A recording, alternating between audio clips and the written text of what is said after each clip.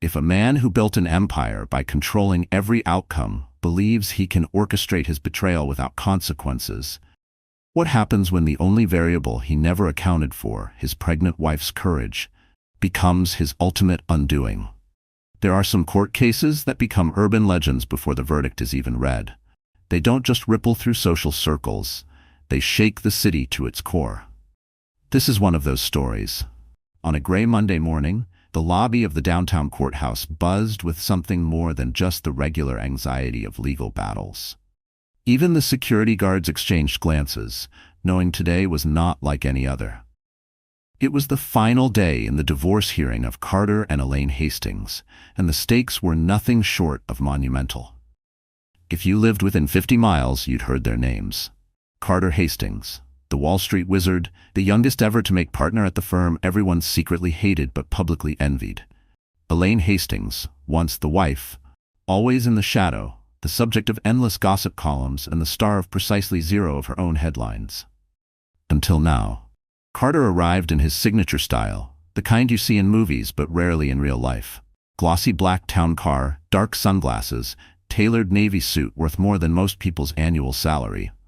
Around him, a swirl of legal aides, junior partners, and the infamous Jonathan Rayner, his lead attorney, known for destroying lives before lunch and celebrating victories with a glass of single malt scotch. Carter walked through the front doors as if he owned the building, chin high, lips curled into a half smirk. The air around him was heavy with the expectation of victory.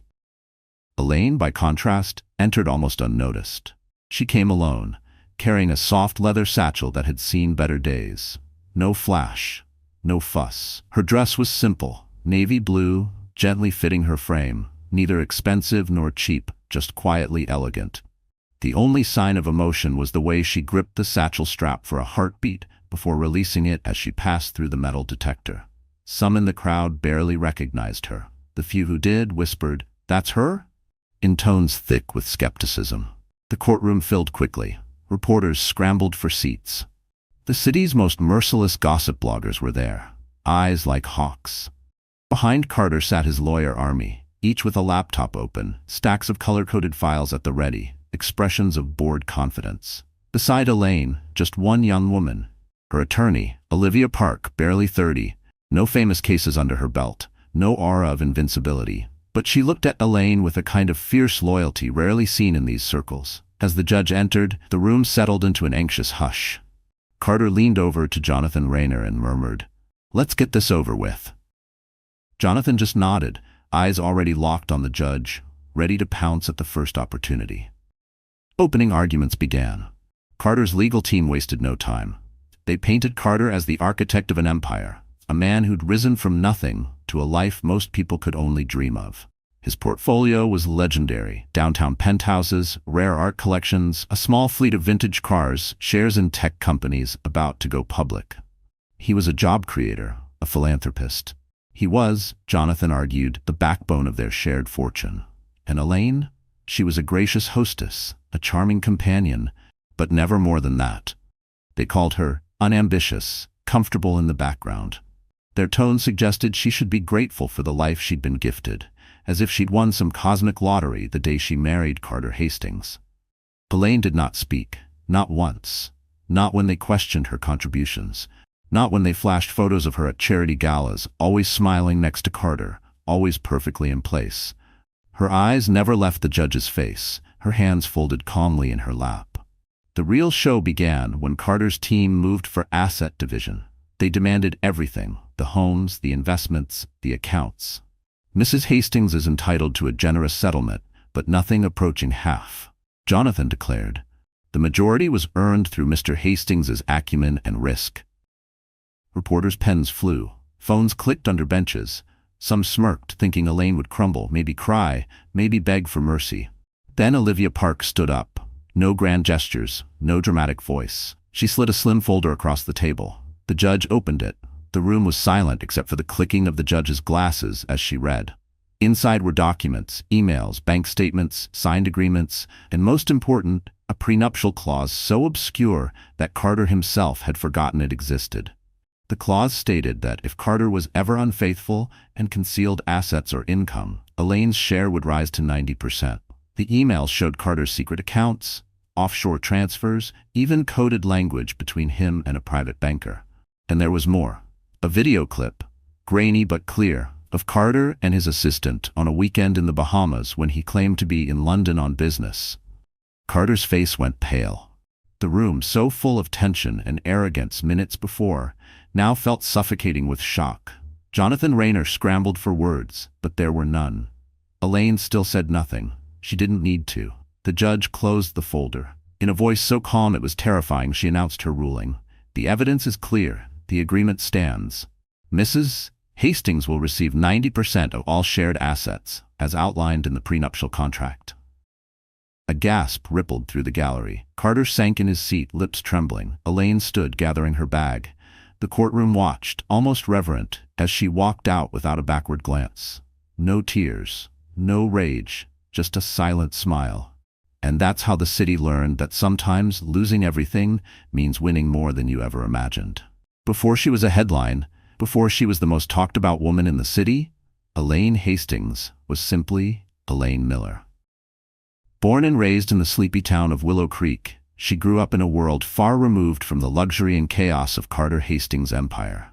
Willow Creek had one grocery store, 2 stoplights, and a library that doubled as the community center. It was the kind of town where everyone knew your business before you did, and where life moved with the seasons, gentle and predictable. Elaine's father, Robert Miller, was a mechanic. He worked long hours in a greasy blue jumpsuit, coming home late but always managing to sit down for dinner with the family. Her mother, Diane, worked as a nurse at the local hospital, patching up broken bones and handing out gentle advice to anyone who needed it. They weren't rich, but their home was filled with laughter, warmth, and an unshakable sense of loyalty. As a child, Elaine was a quiet force of nature, curious, fiercely independent, and possessed of a kindness that disarmed even the crankiest neighbors. She was the girl who helped stray animals, tutored classmates who were struggling, and always volunteered for town fundraisers. Yet she was never the center of attention. Elaine didn't need the spotlight to feel whole. Her confidence came from within, not from applause or approval. She was an honor student, valedictorian of her high school class, and won a scholarship to a small liberal arts college upstate.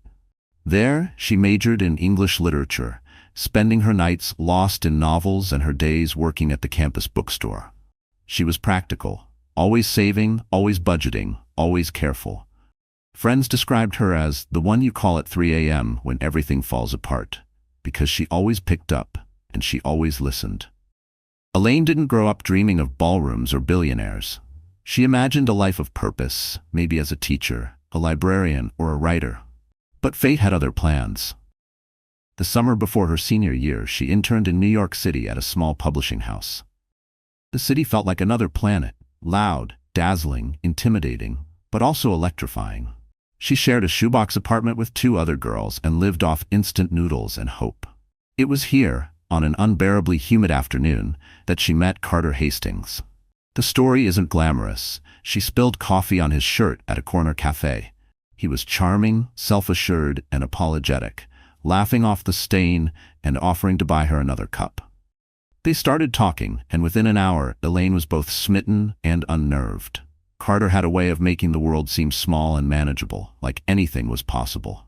He asked for her number, and she gave it, feeling both flattered and a little out of her depth.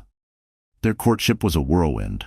Carter sent flowers to her office, invited her to art galleries, and whisked her off for rooftop dinners under the city lights. He was attentive, generous, and always seemed to know exactly what to say. Elaine's friends warned her to be careful. Guys like Carter weren't real life. But he made her feel seen in a way no one ever had. They married less than a year later in a small ceremony, just family and a handful of friends. Elaine wore her mother's wedding dress, altered to fit, and Carter's parents gave them a down payment on a spacious condo. To everyone else, it looked like a fairy tale. But fairy tales don't last forever, and soon enough, cracks began to show. Elaine learned to navigate Carter's world with grace, but never really belonged. She attended black tie galas and charity balls, always dressed perfectly, always smiling politely. But behind closed doors, she was still the same small-town girl who missed her parents and longed for the simple things: Sunday mornings with pancakes, evenings with a good book, laughter that didn't feel rehearsed. She tried for years to make it work. She learned the rules of Carter's social circles, hosted dinner parties, and memorized the names of all his business contacts. She listened to his ambitions, his frustrations, his relentless drive for more. She was his confidant, his sounding board, his biggest fan. But as Carter's success grew, so did the distance between them. Carter changed. He became obsessed with status, with image, with being the best. He started coming home later, taking more trips, and bringing his work home with him. The warmth that once defined their relationship turned to cold routine. Elaine stopped asking questions, stopped expecting honesty. She poured herself into charity work, volunteering at a local shelter and mentoring young women who reminded her of herself. A little lost, a little hopeful, a little underestimated. If you ask anyone in Carter's world, they'd tell you Elaine was lovely, sweet, supportive. They'd say she was lucky to have him. Few ever asked what Elaine wanted, or if she was happy. Fewer still realized that beneath her gentle exterior was a mind sharp as glass, a will forged in the fires of quiet struggle. Elaine never complained, never demanded, never raised her voice. She was invisible when she needed to be, present when it counted. The city saw her as background, a soft-spoken accessory to her husband's empire. But she was watching, learning, remembering every slight and every kindness, cataloging every secret Carter let slip in moments of arrogance. By the time Carter's infidelities became impossible to ignore, Elaine wasn't surprised. She had already stopped loving the man he became, and started loving herself again. She went back to school quietly, earning a certificate in financial planning. She reconnected with old friends, built her own support system, and started keeping careful records of everything Carter tried to hide. When the moment came to fight for her dignity and her future, Elaine wasn't afraid. She was ready. The woman no one saw coming was about to become the woman no one could forget. The world Carter Hastings occupied wasn't just about money. It was about spectacle. The kind of spectacle that sparkled from the penthouses overlooking Central Park, that hummed in the corridors of old money clubs, that dripped from the walls of auction houses where art was currency, and a glance could decide a fortune. Elaine entered this world like an understudy thrust on stage, learning her lines as the curtain rose. But she watched, she learned, and she never forgot that she was a visitor, never a native. The Hastings' main residence was the stuff of glossy magazine spreads, a $30 million triplex atop the city's most exclusive address, glass walls that turned the skyline into a living mural, rooms big enough to echo. There was a library with first edition classics locked behind glass, a rooftop garden that hosted parties no one ever forgot, and a walk-in closet that was a monument to Carter's taste for excess. Every inch of the apartment was curated to communicate not just wealth, but dominance. The doorman was a former Olympic boxer. The chef had 2 Michelin stars. The security system cost more than most people's homes. But Carter didn't just own an apartment. He owned a lifestyle, a string of country club memberships, a Hamptons estate with its own vineyard, a private suite at Madison Square Garden, and a yacht anchored in Sag Harbor. His circle of friends included venture capitalists, tech moguls, fashion designers, and the occasional senator. Invitations to their events came in silk-lined envelopes with embossed calligraphy that smelled faintly of expensive cologne. Elaine moved through these spaces like a ghost, always present, rarely noticed. At the annual Hastings Autumn Gala, she watched as caterers set up towers of oysters and string quartets rehearsed in the marble foyer. The guest list was a who's who of New York's elite, some genuinely powerful, others famous only for being famous. Carter loved the attention, the casual way he could drop a comment and set the room buzzing. He thrived on applause, on being seen, on knowing that everyone wanted what he had, or at least what he pretended to have. Elaine, by contrast, observed everything. She saw the way Carter's friends greeted her, courteous but never quite warm. She listened to their backhanded compliments, their probing questions, their endless curiosity about her background, her plans, her lack of ambition. In these rooms, your worth was measured not by kindness or intellect, but by how effortlessly you wore the mask of belonging. Elaine's mask was flawless, but she always felt the weight of it pressing against her skin. She learned that power in this world was a game, and the rules were written by men like Carter. There was a language of casual cruelty, the way people were dismissed with a glance, the way a single whisper could ruin a reputation, the way generosity was always transactional. Elaine watched women smile through humiliation, watched men lie without blinking, watched alliances form and crumble over the course of a single dinner. At home, the mask slipped. Carter would pace the marble floors, barking orders into his phone, oblivious to anything outside his work. He obsessed over stock prices, board meetings, and quarterly earnings. The apartment was filled with his presence, but always empty of warmth. Elaine would read in the quiet corners, or walk the rooftop garden alone at sunset, longing for the small joys she once took for granted. A dog barking, a neighbor waving, a breeze through open windows. The Hamptons estate was a different kind of theater. Weekends of parties by the pool, catered brunches, and polo matches. Carter relished being the center of attention, always hosting, always closing a deal, always finding new ways to remind people of his status. Elaine played her part perfectly. Sun hats, linen dresses, polite laughter. But her heart was never in it. She was the outsider in the middle of paradise. The city clubs were the true heart of Carter's world. Places where handshakes sealed mergers and off-the-record conversations shaped the future of entire industries.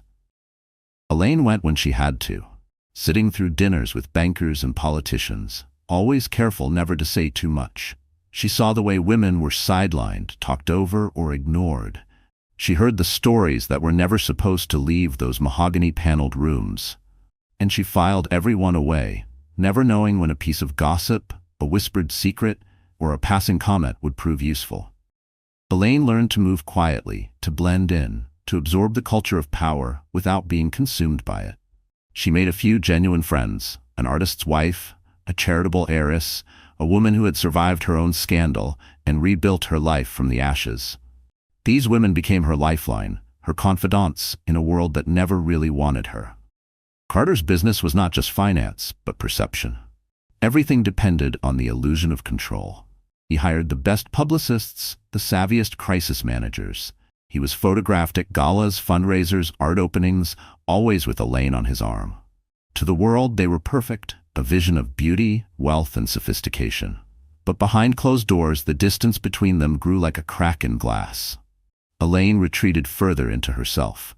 She volunteered at a literacy program downtown, away from the cameras, away from the pressure.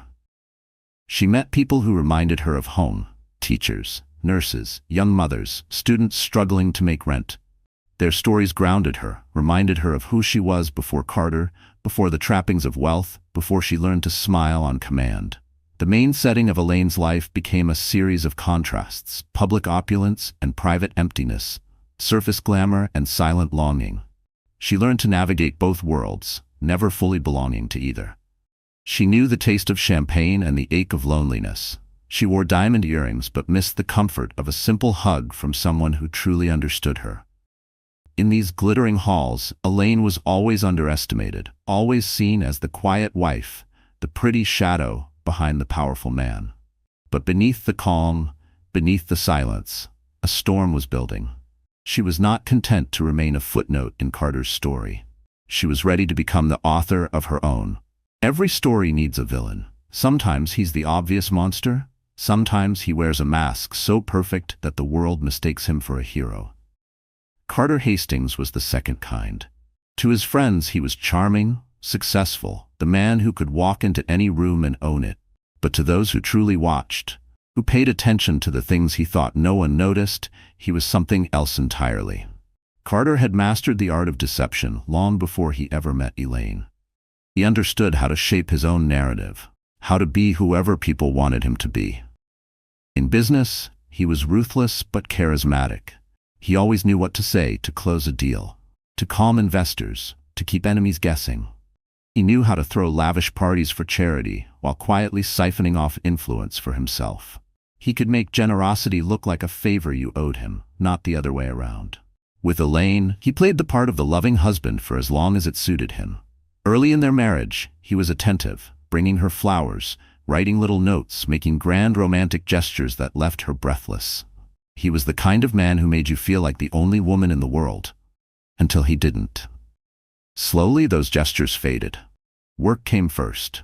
Calls went unanswered, texts left unread. Dinners grew silent, and arguments flared over the smallest things. Elaine tried to believe it was just the pressure of his job. She blamed herself for not understanding the world he lived in. She told herself she could be better, more supportive, more patient. But Carter wasn't just changing. He was revealing who he had always been. The first real warning came one evening during a party at their penthouse. Elaine was in the kitchen, refreshing a tray of hors d'oeuvres, when she overheard Carter laughing with his friends in the next room. "She's sweet, but honestly, she's a placeholder, a soft landing while I build the empire." The words hit Elaine like a slap. She felt her breath catch, but she said nothing, serving food with a practiced smile as the laughter echoed in her ears. After that, the mask slipped more often. Carter came home later and later, often smelling of perfume that wasn't hers. He began taking calls behind closed doors, whispering in hushed tones. Elaine noticed the credit card bills growing. Expensive dinners, hotel stays, gifts from luxury boutiques she'd never seen. The final straw came in the form of a photograph. Carter, arm in arm with a woman half his age at a private club in the city, their faces close, his wedding ring conspicuously missing. The woman was not a stranger. Madison Lee, an up-and-coming publicist in Carter's circle, known for her beauty and her ambition. Elaine had met her once, at a charity luncheon. Madison's handshake was limp, her smile sharp as a knife. Elaine remembered thinking there was something hungry in Madison's eyes, a drive to be seen, to win, no matter the cost. The betrayal was not just emotional, it was public. The tabloids caught wind of the affair, splashing Carter's infidelity across their websites. Headlines screamed about Wall Street's favorite power couple in crisis. Friends called with concern thinly veiled as curiosity. Elaine's social media filled with backhanded sympathy and veiled gloating. Carter, for his part, shrugged it off. "It's all part of the game," he told her. "They'll forget by next week." But Elaine didn't forget. The pain hardened her. She stopped asking Carter where he was going or when he'd be home. She started seeing the world with clear eyes, understanding that Carter's power came from taking what he wanted, no matter who got hurt along the way. She watched the way he manipulated people, promising favors he never delivered, making enemies of former friends, and always putting himself first. In business, Carter was even colder. He destroyed competitors with a handshake and a smile, then toasted their downfall with vintage champagne. He fired employees by email. He had a team of lawyers and fixers on retainer to bury scandals, to threaten lawsuits, to silence anyone who got too close to the truth. Rumors swirled that he'd done far worse: insider trading, tax evasion, even blackmail. But nothing ever stuck. He was too careful, too connected, too smart. The only person Carter underestimated was Elaine. He saw her as weak, naive, a relic from a life he'd outgrown. He bragged to friends that she'd never leave, that she needed him, that she'd fall apart without his money, his name, his protection. He never saw the storm building behind her quiet eyes. Carter's downfall began the night he brought Madison to a black-tie gala. It was the annual New York Philanthropy Ball, the kind of event where appearances were everything. Carter arrived with Madison on his arm, ignoring the shocked whispers, the flashbulbs, the questions. Elaine was there, standing alone in a midnight blue gown, her head high, her posture perfect. For the first time, she didn't shrink in his presence. She met his eyes and held his gaze, refusing to look away. That night, Carter made a public spectacle of his betrayal, toasting Madison in front of the city's elite, laughing as if nothing could touch him. But beneath the laughter, there was a crack in his armor, a sense that maybe, just maybe, he'd gone too far. Elaine left the gala early, her heart pounding, her resolve hardening. She knew now that Carter was not just flawed. He was dangerous. He would burn the world down before he let someone else win. But Elaine wasn't afraid anymore.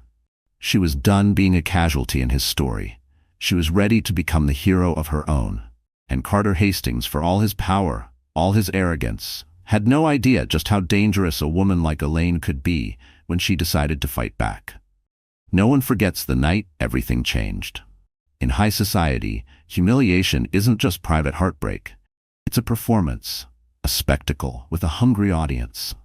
And Carter Hastings was about to give them a show they'd talk about for years.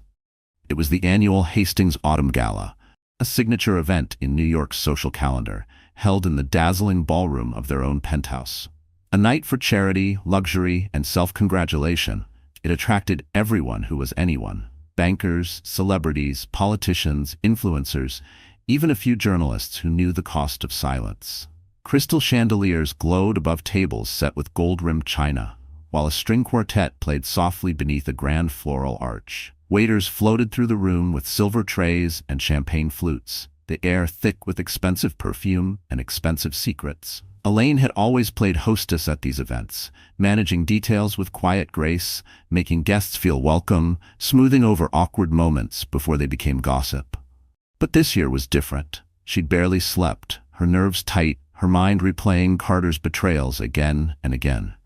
Still, she moved through the crowd, offering smiles, shaking hands, listening to compliments that felt more like weapons. Carter, for his part, was in his element. He was everywhere at once, joking with tech moguls at the bar, clinking glasses with politicians, taking selfies with reality stars. And Madison Lee was never far from his side. Her laughter high and clear, her eyes flicking toward Elaine with poorly hidden triumph. It was as if Carter wanted everyone to see, wanted to make his betrayal public and irreversible. Rumors had been swirling for weeks, but tonight Carter confirmed them for the world to see. Just after the live auction, a spectacle for the cameras, he pulled Madison onto the dance floor as the orchestra switched to a sultry jazz number. The room hushed, all eyes turning to the couple at its center. Elaine felt the weight of hundreds of glances, some sympathetic, some eager for drama, some coldly amused. Carter spun Madison beneath the lights, laughing loudly, then leaned in to kiss her in front of everyone. The cameras flashed, guests gasped, and a ripple of whispers broke through the room. Elaine stood frozen, her hands clenched at her sides, her heart hammering in her chest. The humiliation was total, so public, so calculated, so cruel. For a moment, time seemed to slow. Elaine saw her entire marriage in flashbacks. The promises, the late nights waiting up, the empty bed, the growing loneliness. She remembered the kindness she had shown Carter, the sacrifices, the ways she'd changed herself to fit his world. And now, all of it was unraveling in the most brutal way possible. A few old friends tried to come to her side, offering awkward words and insincere hugs, but Elaine was numb. Her mind buzzed with the questions. How much had Carter planned this? Was this his way of erasing her from the story? Did he really think she would just disappear quietly without a fight? But the worst was still to come. Just as the song ended, Carter led Madison up onto the stage, taking the microphone from the bandleader. The room fell silent. "Thank you all for coming," Carter said, his voice booming with self-assurance. "Tonight, we celebrate not just another successful year, but new beginnings. I want to thank everyone who supported me, and, especially, those who've supported us." He glanced at Madison, who flashed a victorious smile. The implication was clear. Elaine was history. Madison was the future. A roar of applause swept the room, some genuine, some just eager to be part of the moment. Elaine felt herself shrinking, the walls closing in. She forced herself to stay standing, to keep her chin up, but her vision blurred with tears she would not let fall. The cruelty of Carter's performance was breathtaking. There was no respect, no attempt to spare her dignity. In this world, weakness was fatal, and Carter wanted to make sure she was seen as the loser. Reporters were already pushing forward, snapping photos, whispering headlines into their phones. By morning, the city would know. Carter Hastings had discarded his wife in front of their closest friends and most powerful enemies. Elaine would be branded not just as heartbroken, but as obsolete. The pain was overwhelming, but something inside her refused to break. She excused herself, slipping through a side door onto the balcony. The cold night air stung her cheeks, helping her catch her breath. The city stretched out below, indifferent to her suffering, alive with the endless hum of traffic and neon. Elaine gripped the railing, willing herself not to collapse. She replayed the humiliation in her mind. Each word, each laugh, each cutting glance. Carter hadn't just betrayed her. He'd tried to erase her, to turn her into a cautionary tale. But as she looked out over the city, Elaine felt the beginnings of something else. A resolve, cold and steady, building inside her. She would not let Carter write the ending to her story. She would not be defined by this night. Somewhere deep inside, she realized she still had power. She still had choices, and more than anything, she still had herself. The public betrayal was complete. Carter had shown his true face to the world, and Elaine had been left to pick up the pieces. But the pieces were sharper than he realized. The world might see her as defeated, broken, humiliated, but they were wrong. Elaine wiped her eyes, took a deep breath, and turned back toward the party. She would play her part a little longer. But this time, she wasn't playing to survive. She was playing to win. After the lights faded from the ballroom and the final guests trickled out, Elaine stood in the echoing emptiness, numb and exhausted. The scene replayed over and over in her head. Carter's laughter, Madison's smile, the flash of cameras, the faces turning away as if her pain was contagious. For years, she'd kept herself together for the sake of appearances, always putting others first, always pushing her feelings aside. Tonight, she couldn't do it anymore. She didn't remember how she got home. Maybe the driver took pity on her and made no small talk. Maybe she walked the last blocks herself, letting the city's midnight chill cut through the days. When she finally closed the apartment door behind her, it all came crashing down. Alone in the dark, surrounded by the trappings of a life that felt borrowed, Elaine allowed herself to fall apart.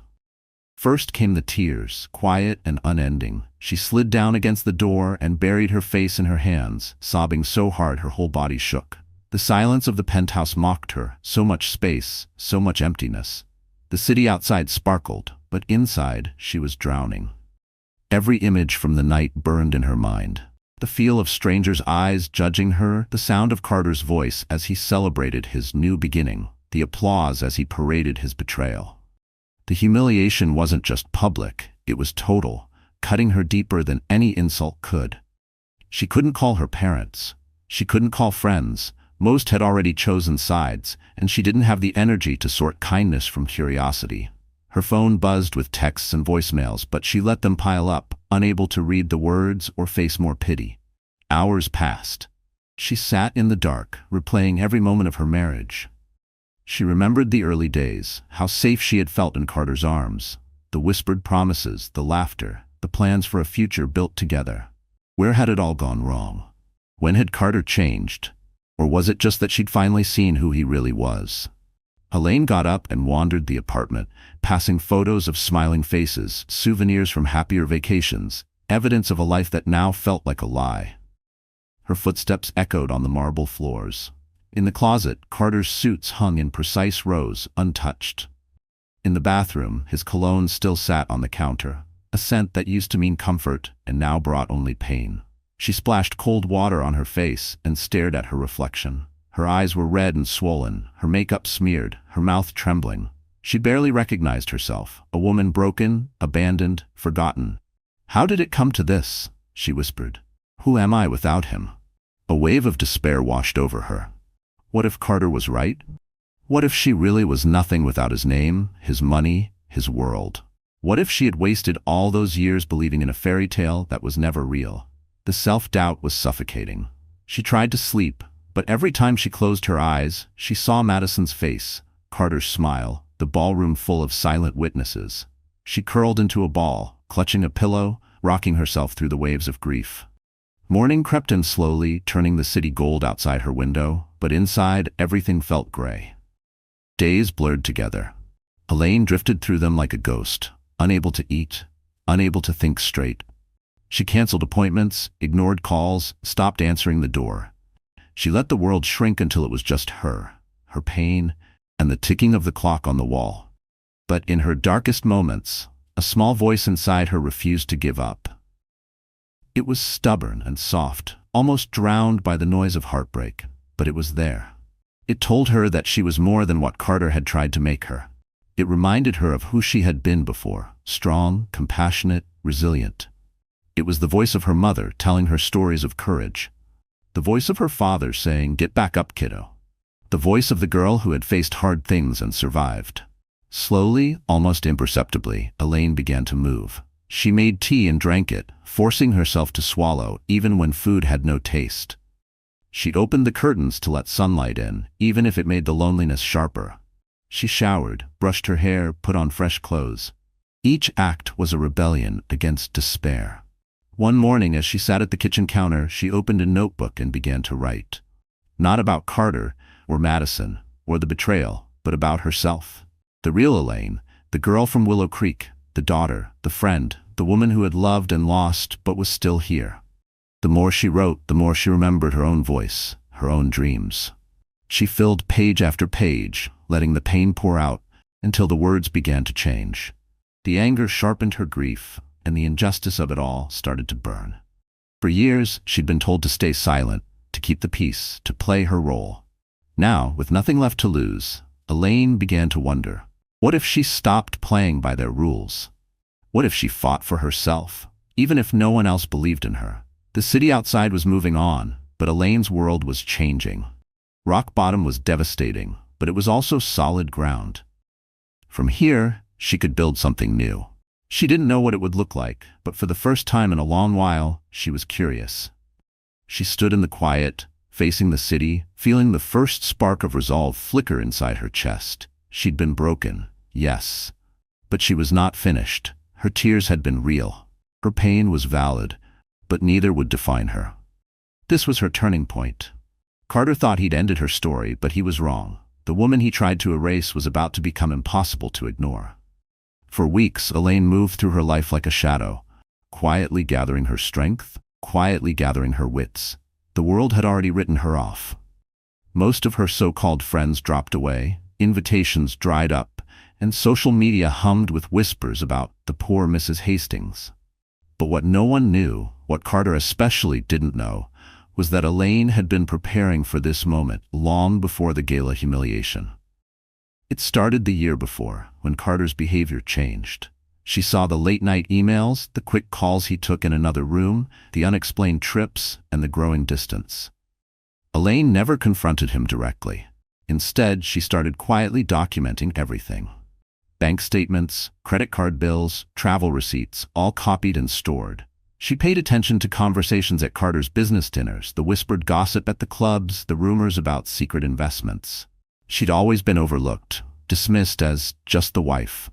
That invisibility was now her greatest weapon. One afternoon, as the autumn leaves fell outside her window, Elaine sat across from her attorney, Olivia Park, the same young lawyer who had stood by her side in court. Olivia had grown up in a family of immigrants, working twice as hard for half the credit, and her drive matched Elaine's own. They pored over the folders Elaine had brought. "This is incredible," Olivia breathed, flipping through the pages. "You've documented everything. Offshore accounts, undisclosed assets, even emails proving Carter's intent to hide them." Elaine nodded, her jaw set. "I want to do this the right way. No drama, just facts, but I'm not walking away empty-handed." Olivia smiled for the first time in weeks. "We're not just fighting for what you deserve. We're setting a precedent for every woman who's ever been told to stay quiet and go quietly."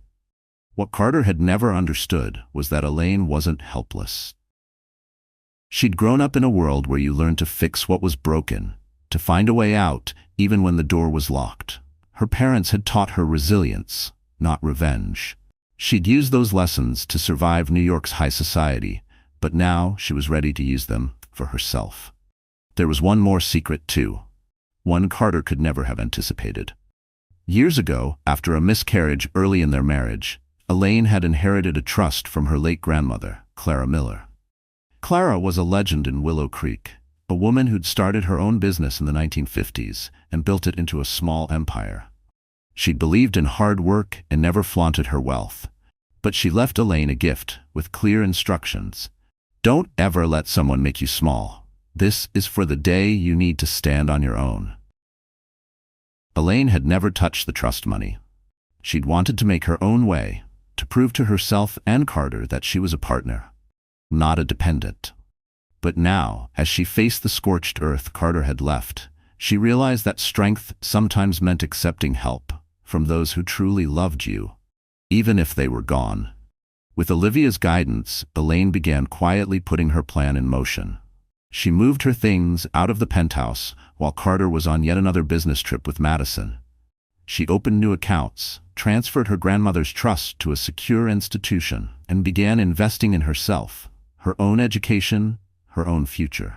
She hired a private investigator to track down the last pieces of Carter's financial trail. Every move was strategic. Every detail was documented. Meanwhile, Carter basked in the attention. He was photographed at charity events with Madison, gave interviews about his fresh start, and even made snide remarks about Elaine to the press. "She'll land on her feet," he said with a dismissive smile. "I wish her well." His arrogance was blinding. He truly believed he'd won. The divorce proceedings resumed in a packed courtroom. Carter arrived with his high-profile legal team, certain that he'd walk away richer, his reputation intact. Elaine entered quietly, wearing a tailored suit, not flashy, but powerful. She met Carter's gaze, steady and unflinching. Olivia carried the folders and files they'd prepared, months of evidence, the ironclad prenup, the proof of Carter's deception. The judge, a no-nonsense woman with a reputation for fairness, listened as Olivia laid out the facts. Carter's lawyer objected, tried to spin the narrative, but the truth was too clear. Each document was a nail in the coffin of Carter's case. The final blow was the prenup clause. If Carter ever lied about his finances or cheated, Elaine was entitled to 90% of their marital assets. Carter's mask cracked. For the first time, he looked unsure, even frightened. Elaine felt a quiet surge of satisfaction. Not triumph, not revenge, just the knowledge that the truth was finally out. But the twist wasn't just about money or winning a legal battle. It was about Elaine finally claiming her own power. After the hearing, she walked past the press without a word, stepping into the sunlight, head held high. She wasn't the same woman who'd been humiliated on the ballroom floor. She was someone new, stronger, sharper, and in control. She used part of her grandmother's trust to fund scholarships for young women in Willow Creek, giving others the chance she'd once been given. She started consulting for nonprofits, sharing her experience with others in need. She built a new home, not as Carter's wife, but as Elaine Miller, a woman defined not by what she lost, but by what she refused to give up. The world was slow to catch on. Some people still whispered behind her back. Some tabloids tried to paint her as a gold digger, others as a tragic victim. But Elaine didn't care. She had her freedom, her dignity, and a future she could finally call her own. The twist was simple, but profound. Elaine had never needed Carter.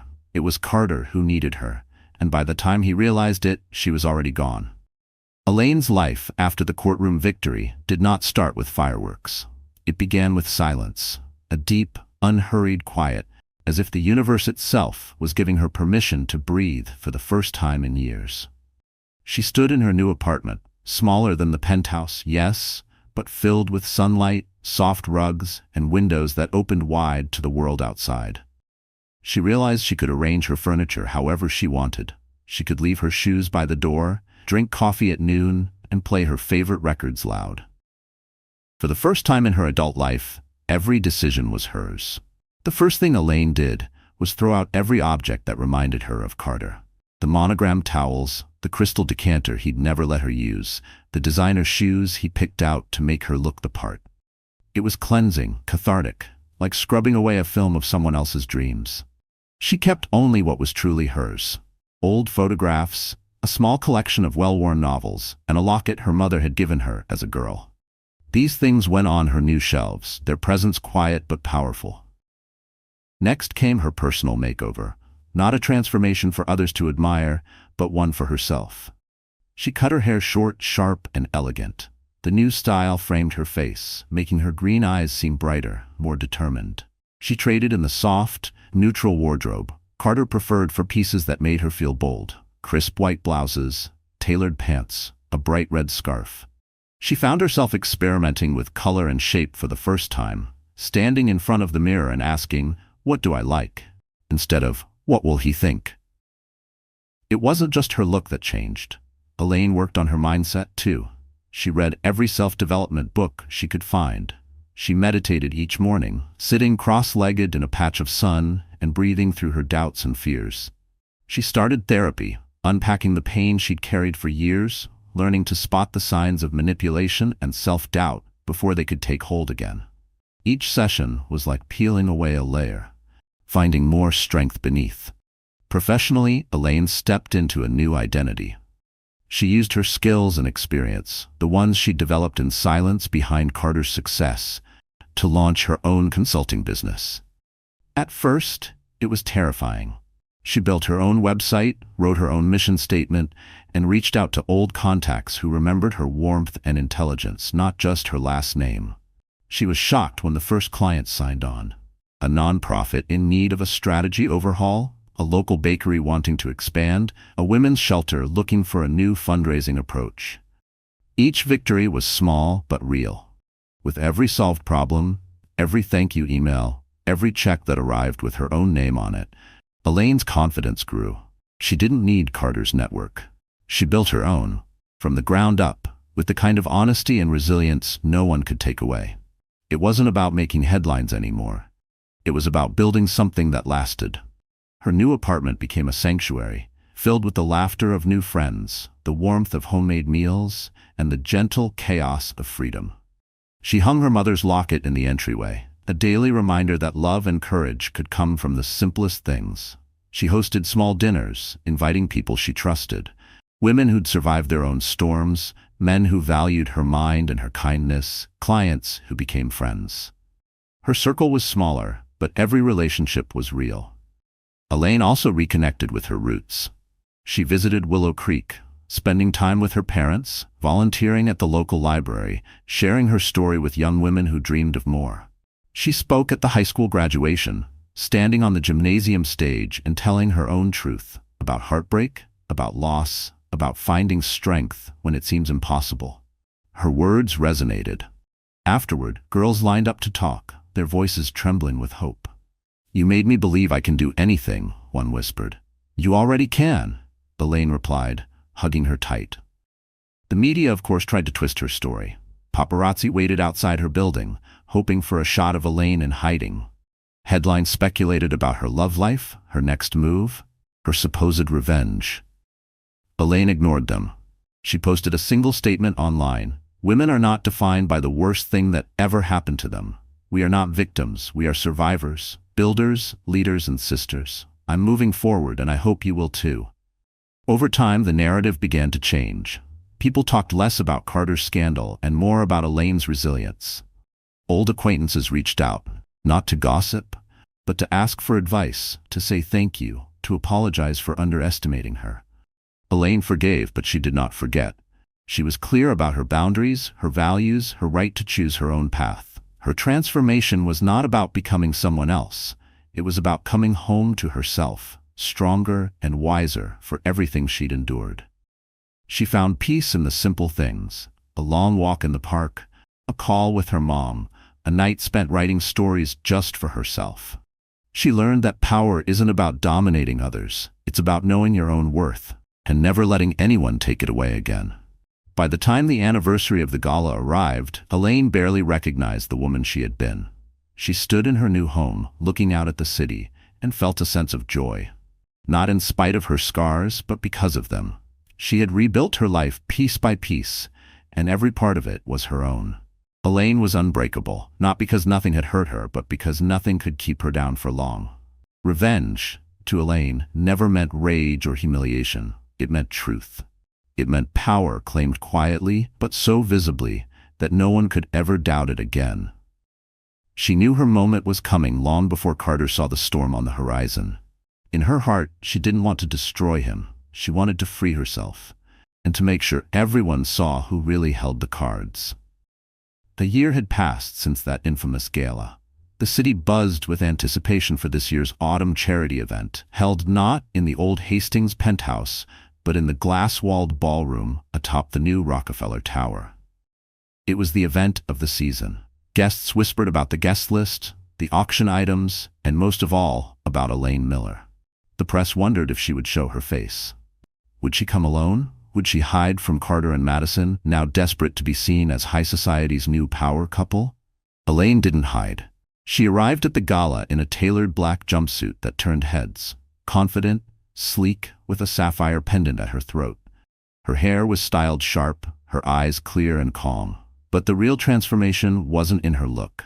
It was in the way she walked into the room. Unhurried, completely at peace with herself, meeting each stare with a polite, knowing smile. She was not there for drama. She was there for the truth. The whispers swirled as soon as she stepped through the doors.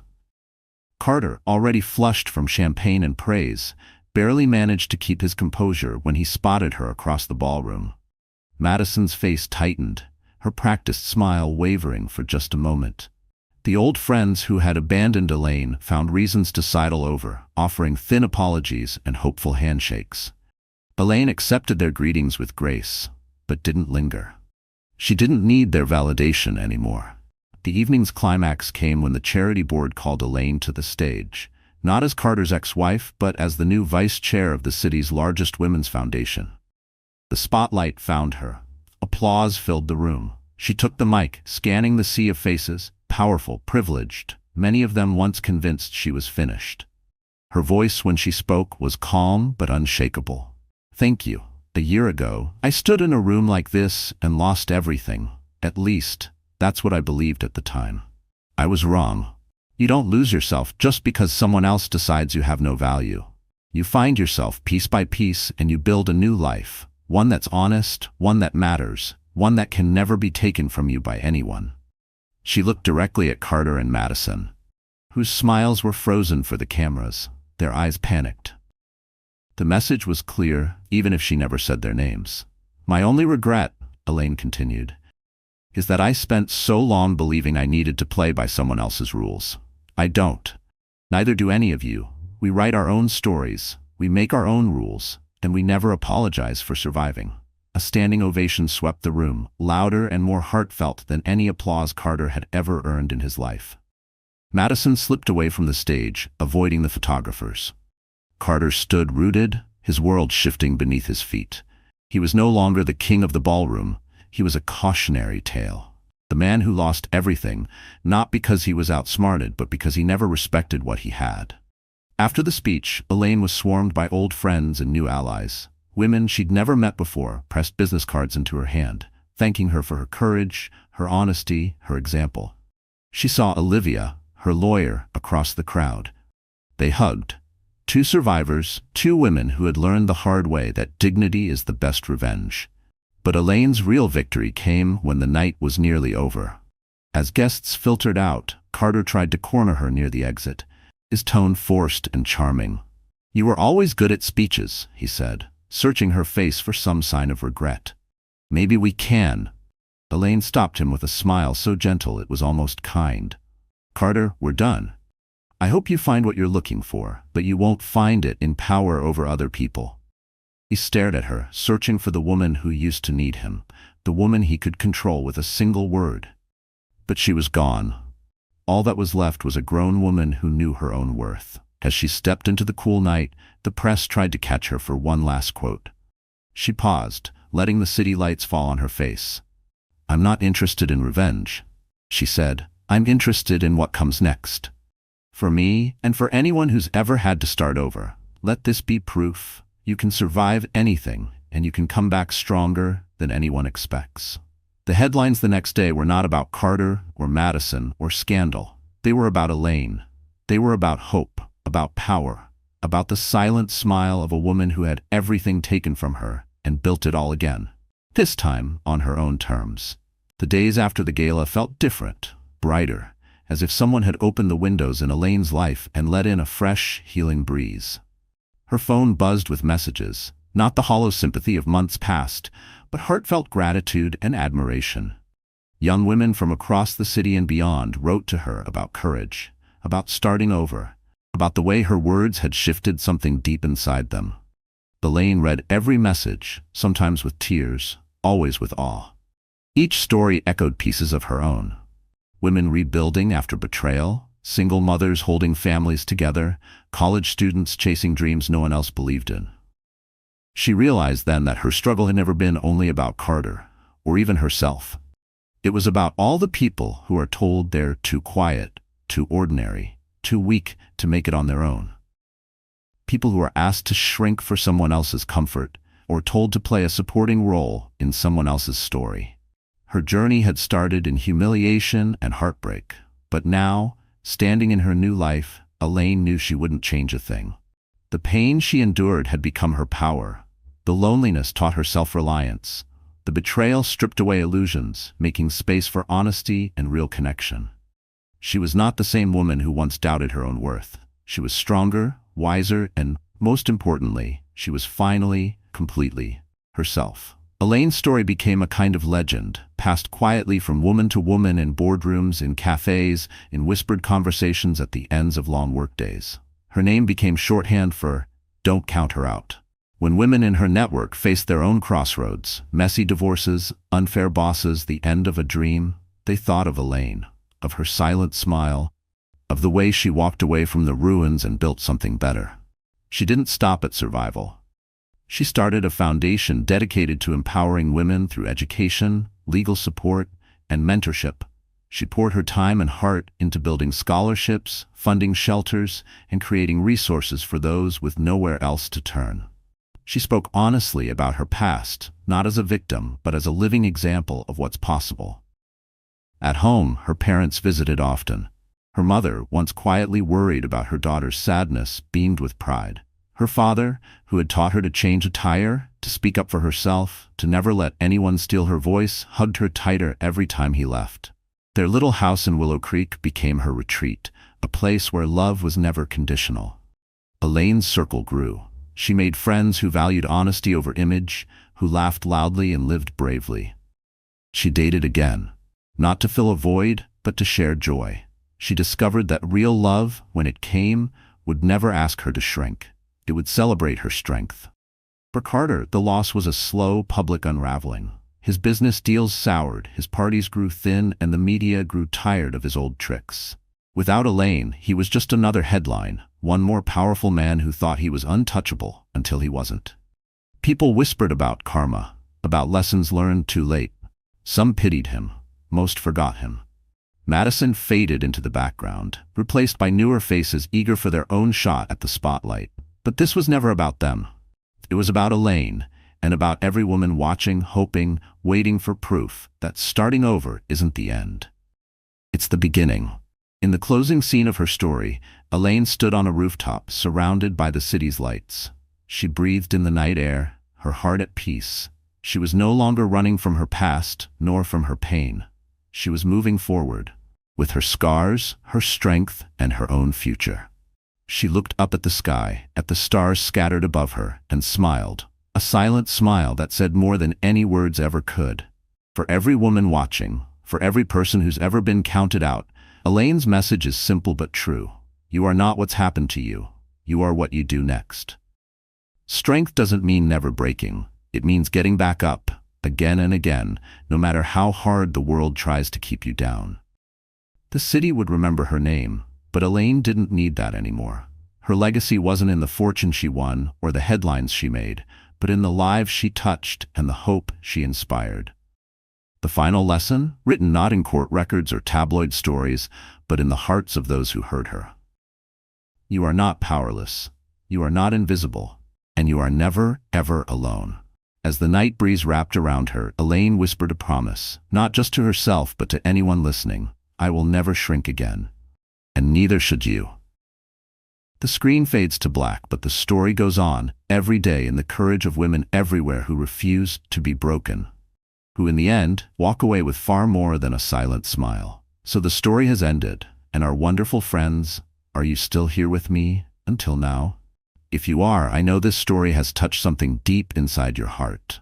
Maybe it's reminded you that no matter how badly someone tries to write you out of your own life, your real power is always there, waiting for you to claim it. Elaine's journey teaches us that what breaks us is sometimes what makes us unbreakable. She went through betrayal, loneliness, and the pain of starting over, but she chose not to let her story end there. She rebuilt herself with dignity, courage, and compassion, not just for herself, but for others too. This is what heterodox wisdom teaches us. The wound is the place where the light enters you. Healing starts when we dare to see ourselves as worthy, even in our lowest moments. If this story spoke to you, please like, share, and subscribe. Drop a comment.